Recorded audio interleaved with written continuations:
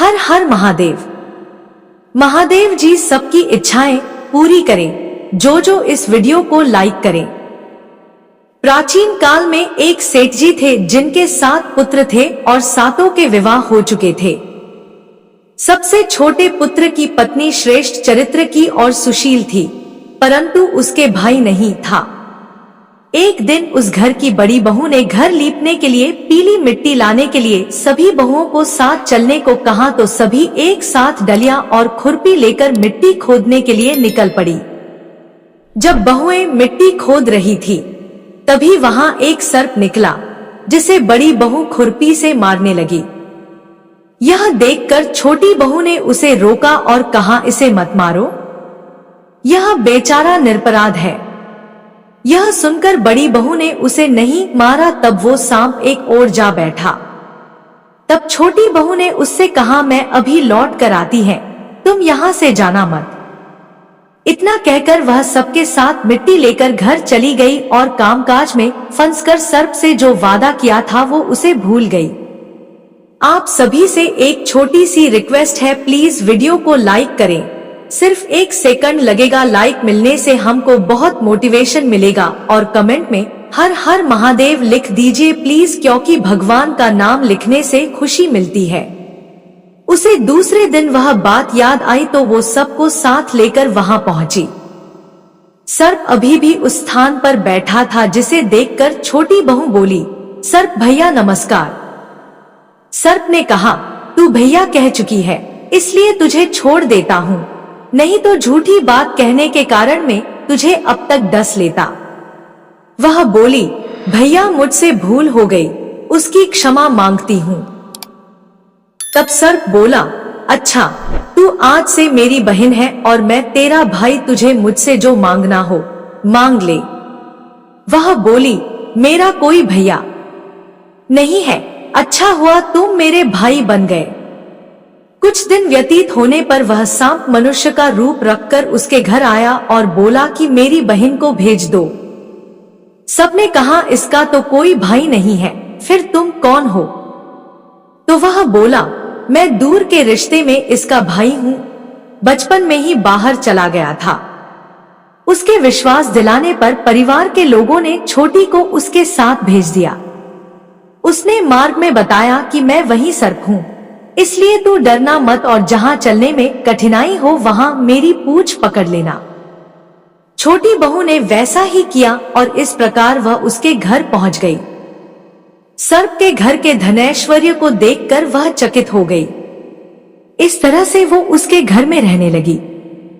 एक दिन सर्प की माता ने उससे कहा, मैं एक काम से बाहर जा रही हूँ, तू अपने भाई को ठंडा दूध पिला देना।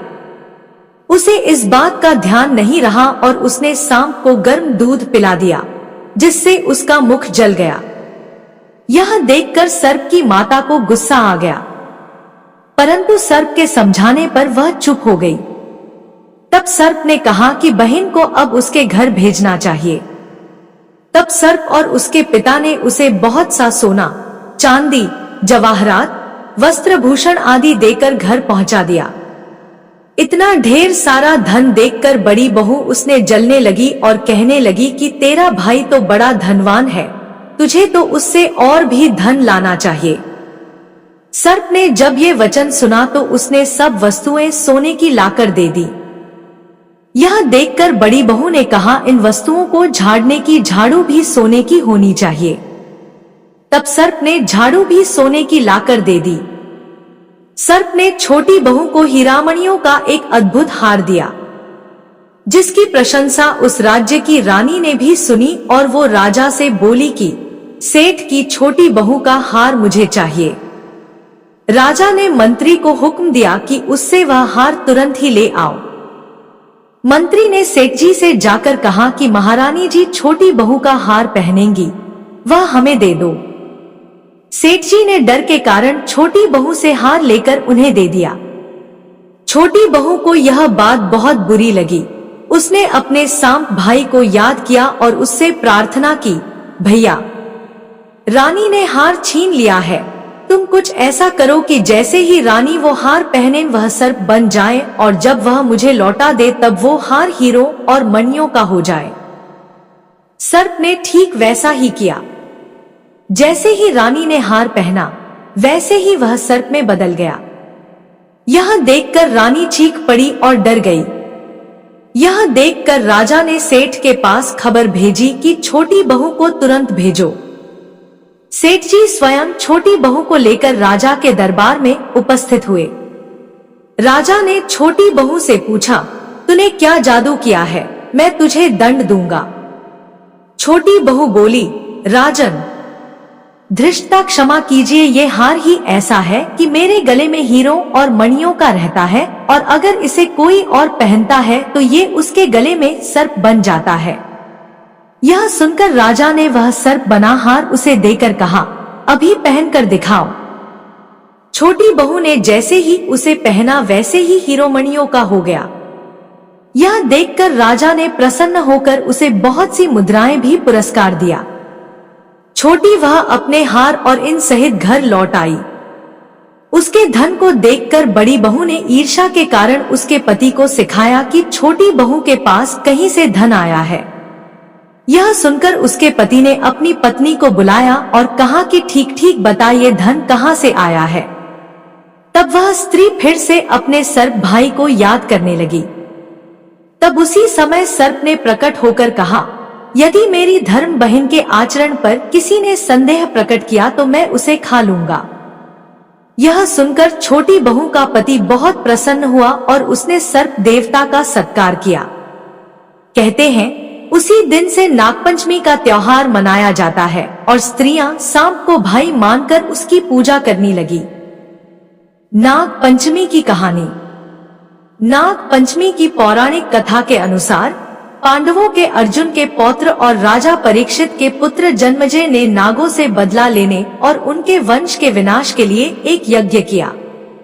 वह नागों से अपने पिता राजा परीक्षित की मृत्यु तक्षक नामक सांप के काटने की वजह होने का बदला लेना चाहता था।